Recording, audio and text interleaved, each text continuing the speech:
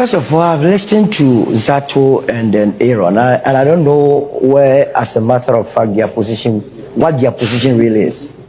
Because if you agree that you don't have any problem with it, then it ends there. I don't understand. This roller coaster, this one goes to South Korea, brings us to the US, estimates flying times, amount paid, is to achieve what? You mean the planes being sighted? And totally needless. Now you go to Zato, then he tells you that we have weaponized hypocrisy. If we have weaponized hypocrisy, then the most hypocritic persons are you and him. Because if your position yesterday regarding Databank was that it was a good deal, then you must not have any contrary view today. No, you are wrong. Oh, please. Oh, Zato, I have a lot to say. You have a very large file, white paper, a good pen. I said I'm tempted, I've missed the show.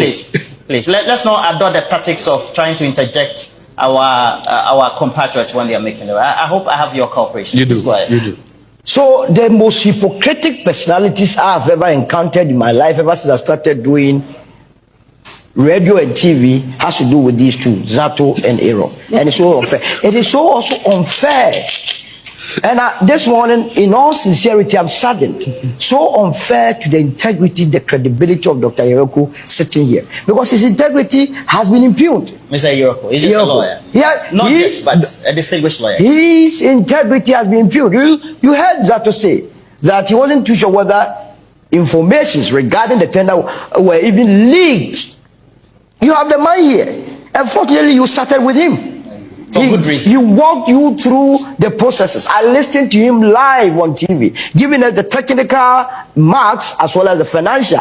We were told that if you were not up to 80%, you couldn't cross with the financial bit. By the way, who in this country, if we are going to be sincere, and I've said that ever since we dealt with COVID, I'm not going to do this Jandam politics, my kids are growing. It is better we fix this country.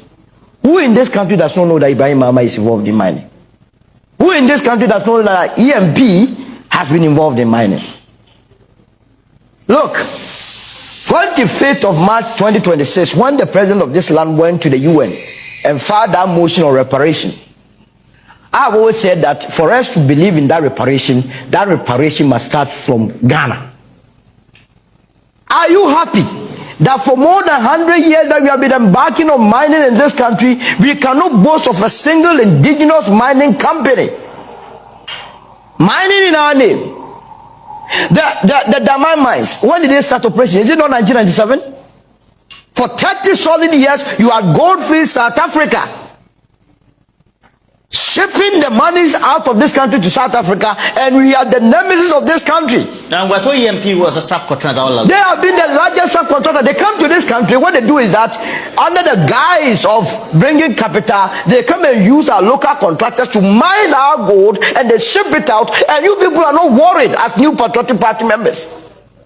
You come and sit here in one breath. We don't have a problem. It's a lie. They have a total problem with it. You can't make those. They have absolutely. It's going to go against them. Some of us are going to go back to the Ghanaian and tell them come 2028. But if you want this country to develop, the least or the last political party you must be thinking about is the New Patriotic Party, because they don't wish as well. Then it goes to feed into the narrative when Kwame Nkrumah was saying that independence now, and they were saying that no, within the shortest possible time.